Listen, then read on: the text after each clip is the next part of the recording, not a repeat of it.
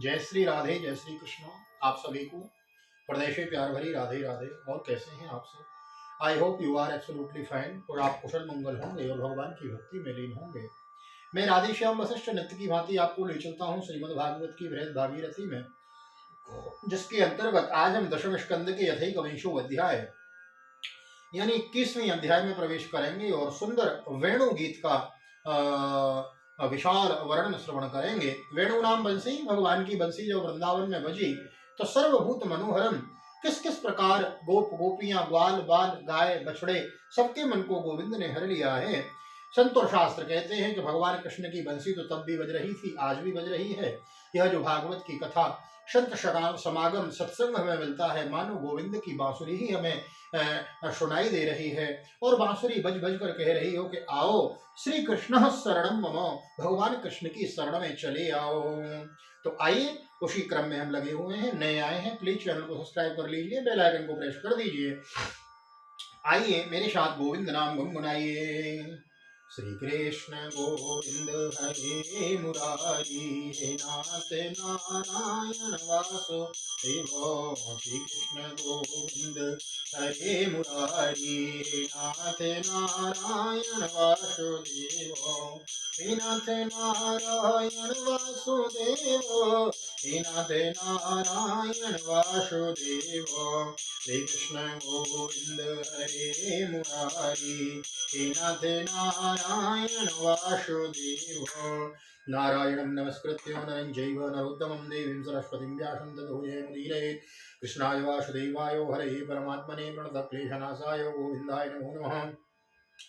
ओम नमो भगवते वासुदेवाय। श्रीशुकोवाच इत्थं सरस्वच्च जलं पद्माकर सुगन्धिनान्यविशद्वायुना वातं सखो गोपालकोच्युत। कुसुमितवनराज सुस्मिभृङ्गं द्विजकुलघुष्टुसहस्रैर्महीन्द्रं मधुपतिरवगाह्य चारयन् गासः पशुपालबलशकूजवेणुम्। तद्व्रजस्त्रिय आश्रित्य वेणुगीतं स्मरोदयं काश्चित्परोक्षं कृष्णस्य स्वसखीभ्योन्वर्णयन्। तद्वर्णयितुमारब्धौ स्मरन्तः कृष्णचेष्टतं नाशकं स्मरवेगेन विक्षिप्तं मनसो नृप। श्री सुखदेव जी कहते हैं, परीक्षित शरद ऋतु के कारण वह वन बड़ा ही सुंदर हो रहा था। जल निर्मल था और जलाशयों में खिले हुए कमलों की सुगंध से क्षणकर वायु मंद मंद चल रही थी। भगवान श्री कृष्ण ने गोहों और ग्वाल बालों के साथ उस वन में प्रवेश किया है। सुंदर सुंदर पुष्पों से परिपूर्ण हरी हरी वृक्ष पंक्तियों में मतवाले भौरे स्थान स्थान पर गुनगुना रहे थे और तरह तरह के पंक्षी झुंड के झुंड अलग अलग कलरव कर रहे थे, जिससे उस वन के सरोवर नदियां और पर्वत सबके सब गूंजते रहते थे। मधुपति श्री कृष्ण ने बलराम जी और ग्वाल बालों के साथ उसके भीतर घुसकर गौों को चराते हुए अपनी बांसुरी पर बड़ी मधुर तान छेड़ी।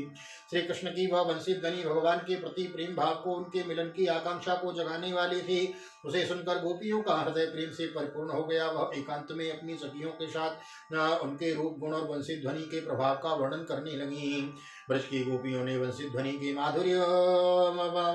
का माधुर्य आपस में वर्णन करना चाहा तो अवश्य, परंतु बंसी का स्मरण होते ही उन्हें श्री कृष्ण की मधुर चेष्टाओं की, प्रेमपूर्ण चितवन बहुओं के सारे और मधुर मुस्कान आदि की याद हुआ गई। उनकी भगवान में मिलने की आकांक्षा और भी बढ़ गई। उनका मन हाथ से निकल गया। वे मन ही मन वहां पहुंच गई जहां श्री कृष्ण थे। अब उनकी वाणी बोले कैसे वे उसके वर्णन में स्मृत हो गई। बरहापीडं नटवरवपुः कर्णयो कर्णिकारं बिभ्रद्वासः कनककुपिशं वैजयन्तीं च मालां रन्ध्रान् वेणोरधर्षुतया पूरयन् गोपवृन्दैर्वृन्दारण्यं सुभद्रमणं प्राविशत् गीतकीर्ति। वे मन ही मन देखने लगी कि श्री कृष्ण ग्वाल बालों के साथ वृंदावन में प्रवेश कर रहे हैं। उनके सिर पर मयूर पिक्ष है और कानों पर कन्नेर के पीले पीले पुष्प, शरीर पर सुनहरा पीताम्बर और गले में 5 प्रकार के सुगंधित पुष्पों की बनी वैजयंती माला है। रंगमंच पर अभिनय करते हुए श्रेष्ठ नट का सा क्या ही सुंदर वेश है। बांसुरी के छिद्रों को वे अपनी अधरामृत से भर रहे हैं। उनके पीछे ग्वाल बाल उनकी लोक पावन कीर्ति का गान कर रहे हैं। इति वेणुरवं राजन् सर्वभूतो मनोहरं सुप्तावर्य स्त्रियो सर्वा वर्णयन्त्यो विरे विरे। इस प्रकार वैकुंठ से भी श्रेष्ठ वह वृंदावन धाम उनके चरण चिन्हों से और भी रमणीय बन गया है।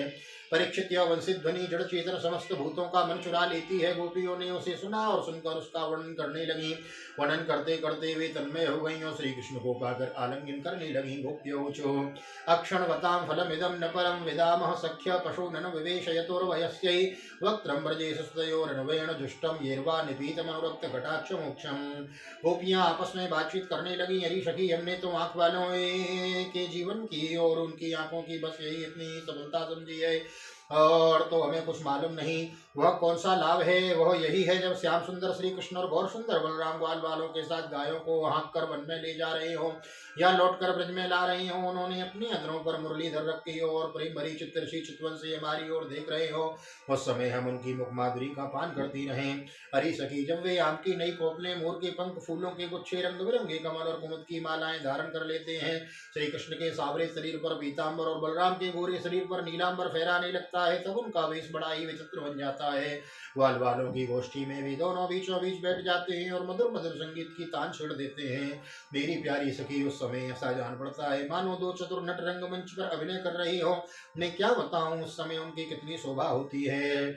ऊत प्रवाल बरहस्तवकोत्पलाब्जो मालानुपंक्त परिधान विचित्र वेशो मध्ये विरेज तुरलम पशुपाल गोष्ठ्याम रंगे यथा नटवरौ कुजगायमानौ गोप्यो किमाचरदयं कुशलं स्म वेणुर्दामोदराधर सुदामपि गोपिकानां भुङ्क्ते स्वयं यदवसिष्ठवसं ददिन्यो यशवद्वचो श्रोमुचोस्तरवो यथार्यो।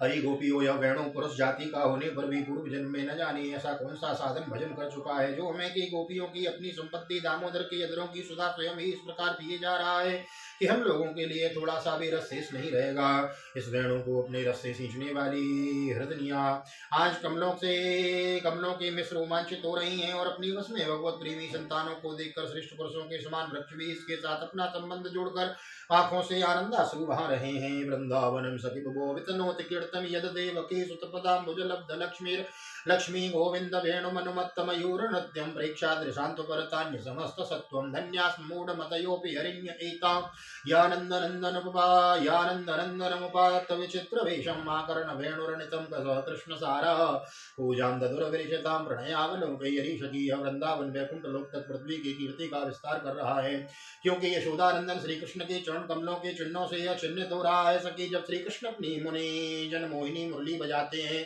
तो मोर मत वाले होकर उनकी ताल पर नाचने लगते हैं। यह देखकर पर्वत की चोटियों पर विचरने वाले सभी पशु पक्षी चुपचाप शांत होकर खड़े रह जाते हैं। हरि सखी, जब प्राण वल्लभ श्री कृष्ण विचित्र वेश धारण करके बांसुरी बजाते हैं तब मूढ़ बुद्धि वाली ये हिरनिया भी बंसी की तान सुनकर अपने पति कृष्ण सार मृगों के साथ नंदनंदन के पास चली जाती हैं और अपनी प्रेम भरी बड़ी बड़ी आंखों से उन्हें निरखने लगती हैं। निरखती क्या है, अपने कमल के समान बड़ी बड़ी आंखें श्री कृष्ण के चरणों पर निशावर कर देती हैं और श्री कृष्ण की प्रेम भरी चितवन के द्वारा किया हुआ अपना सत्कार स्वीकार करती हैं। वास्तव में उनका जीवन धन्य है। वृंदावन की गोपी होने पर भी इस प्रकार उन पर अपने को निशावर नहीं कर पाती। हमारे घर वाले कुड़ने लगते हैं, कितनी विडंबना है। हरि सखी, हरिणियों की तो बात ही क्या कहें। स्वर्ग की देवियां जब युवतियों को आनंदित करने वाले सौंदर्य से और शरीर के खजाने श्री कृष्ण को देखती हैं और बांसुरी पर उनके द्वारा गाया हुआ मधुर संगीत सुनती हैं, तब उनके चित्र विचित्र आलाप सुनकर वे अपनी विमान पीर ही सुधबुध खो बैठती हैं, मूर्छित हो जाती हैं। यह कैसे मालूम हुआ सकी? सुनी तो जब उनके हृदय में श्री कृष्ण मिलने की तीव्र आकांक्षा जग गई तब वे अपना धीरज खो बैठती हैं, बेहोश हो जाती हैं। उन्हें इस बात का भी पता नहीं चलता कि उनकी चोटियों में गुथे हुए फूल पृथ्वी पर गिर रहे हैं। यहाँ तक कि उन्हें अपनी साड़ी का भी पता नहीं रहता। वह कमर से खिसक कर जमीन पर गिर जाती हैं। गावश्य कृष्ण मुख निर्गत वेणुगीतो पीयूषमुत्तमित कर्णपुटै पिबन्त्यो सावाय सुनस्तनपय कवलास्म सस्तुर गोविन्दमात्मनिदशा सुकुला स्पृशन्त्यो प्रायो बताम्ब विहगा मुनयो वनेस्मिन् कृष्णैक्षितं तदुदितं कलवेणुगीतं आरुह्यते ये द्रुमभुजन् रुचिरप्रवालान् शृण्वन्त्यमीलितदृशो विगतान्यवाचो नद्यस्तदा तदुपधार्य मुकुन्दगीतमावर्त लक्षितमनोभव भग्न वेगो। ऋषगी, तुम देवियों की बात क्या कह रही हो? इन गौओं को नहीं देखती? जब हमारे श्री कृष्ण प्यारे अपने मुख से बांसुरी के में स्वर भरते हैं और गौएं उनका मधुर संगीत सुनती हैं तब ये अपने दोनों कानों के दोनों को संभाल लेती हैं और खड़े कर लेती हैं, मानो उनमें अमृत पी रही हों। इस प्रकार उस संगीत का रस लेने लगती हैं। ऐसा क्यों होता है? सखी, अपने नेत्रों के द्वार से श्याम सुंदर को हृदय में ले जाकर वे उन्हें वहीं विराजमान कर देती हैं और मन ही मन उनका आलिंगन करती हैं। देखती नहीं है, उनके नेत्रों से आनंद के आंसू छिड़कने लगते हैं और उनके बछड़े बछड़ों की तरह, तो बछड़ों की तो दशा ही निराली हो जाती है।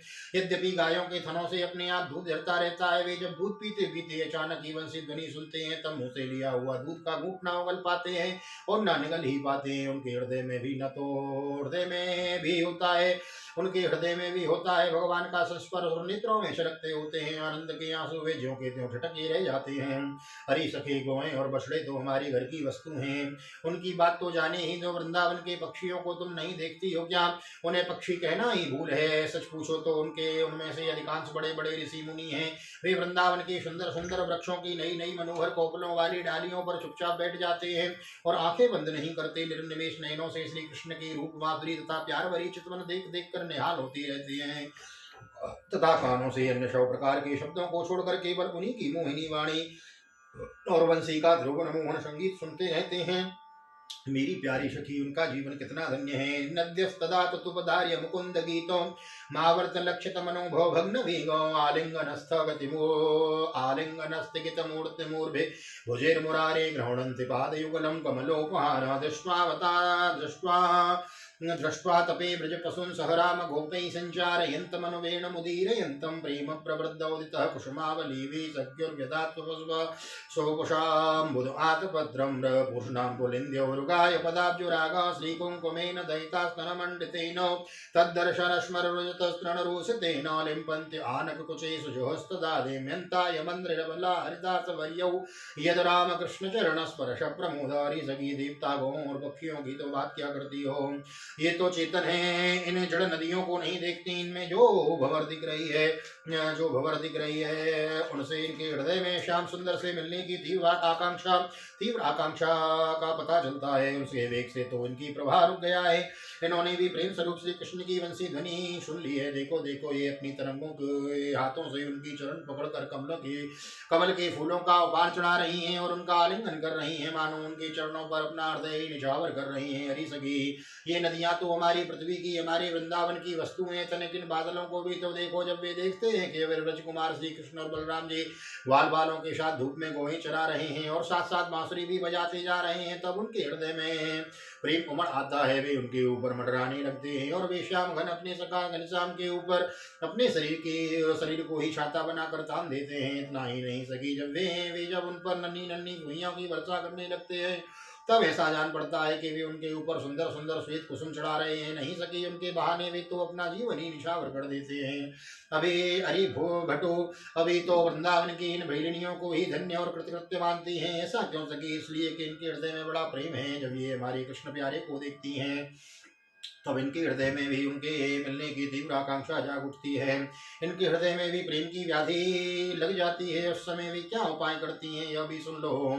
हमारी प्रियतम की प्रियसी गोपियां अपने वक्षस्थलों पर जो केसर लगाती हैं, वह श्याम सुंदर के चरणों में लगी होती है, और वे जब वृंदावन के घास पात पर चलते हैं, तब उनमें से भी लग जाती है। ये सौभाग्यवती भीलनियां उन्हें उन तिनकों पर से छुड़ाकर अपने स्तनों पर मुख पर मल लेती हैं और इस प्रकार अपने हृदय की प्रेम पीड़ा शांत करती हैं। हरि गोपियां, यह गिरिराज गोवर्धन तो भगवान के भक्तों में बहुत ही श्रेष्ठ है। धन्य है इसके भाग्य देखते नहीं हो। हमारे प्राण वल्लभ श्री कृष्ण और नैना विराम बलराम के चरण कमलों का स्पर्श प्राप्त करके यह कितना आनंदित रहता है। मानम तनोति सहगो गणयोस्तवेर्यत् पानीय सूयवशकंदर कंद मूले। यह तो उन दोनों का ग्वाल बालों और गौं का बड़ा इष्टकार करता है। स्नान पाने के लिए झरनों का जल देता है, गौं के लिए सुंदर हरी भरी घास प्रस्तुत करता है, विश्राम करने के लिए कंदराएं और खाने के लिए कंदमूल फल देता है। वास्तव में यह धन्य है। गागोपकीरनुवनं नेतुरुदारो वेणुस्वनैकल्पदैस्तनुभृत्ससख्यो स्पन्दनं गतिमतां पुलकस्तरूढां निर्योग पांशकृतलक्षणयोर्विचित्रम् एवं विधा भगवतो या वृन्दावनचारिणी वर्णयन्त्यो मितो गोप्यो क्रीडस्तन्मयतां ययोः। हरि सखी, इन सांवरे गोरे किशोरियों की तो गति ही निराली है। जब वे सिर पर नोगना धोते समय गाय के पैर बांधने की रस्सी लपेटकर और कंधों पर फंदा भागने वाली गायों को पकड़ने की रस्सी रखकर गायों को एक साथ वन से दूसरे वन में हाँक कर ले जाते हैं, साथ में ग्वाल बाल भी होते हैं और मधुर मधुर संगीत गाते हुए बांसुरी की तान छेड़ते हैं, उस समय मनुष्यों की तो बात ही क्या है। अन्य शरीरधारियों वायुओं में भी चलने वाले चेतन पशु पक्षी जड़ नदी आदि तो स्थिर हो जाते हैं तथा अचल वृक्षों की भी रोमांच हो आता है। जादूगरी बंसी का और क्या चमत्कार सुनाऊं। एवं विदा भगवतो या वृंदावन चारिणो वर्णयन्त्यो मितो गोप्यो क्रीडस्तनमय तांगियो। परीक्षित वृंदावन बिहारी श्री कृष्ण की ऐसी ऐसी नहीं अनेक लीलाएं गोपियां प्रतिदिन आपस में उनका वर्णन करती तन्मय हो जाती। भगवान की लीलाएं उनके हृदय में स्फुरित होने लगती। वेणु गीत का विशद वर्णन यहाँ श्रवण कराया है। ओम सत्य श्रीमद्भागवते महापुराणे पारमहंस्यां संहितायां दशमस्कन्धे पूर्वार्धे वेणुगीतं नाम एकोनविंशोत्सवः श्रीबालकृष्णचरणार्पणमस्तु। कृष्णाय वासुदेवाय हरये परमात्मने प्रणतक्लेशनाशाय गोविन्दाय नमो नमः।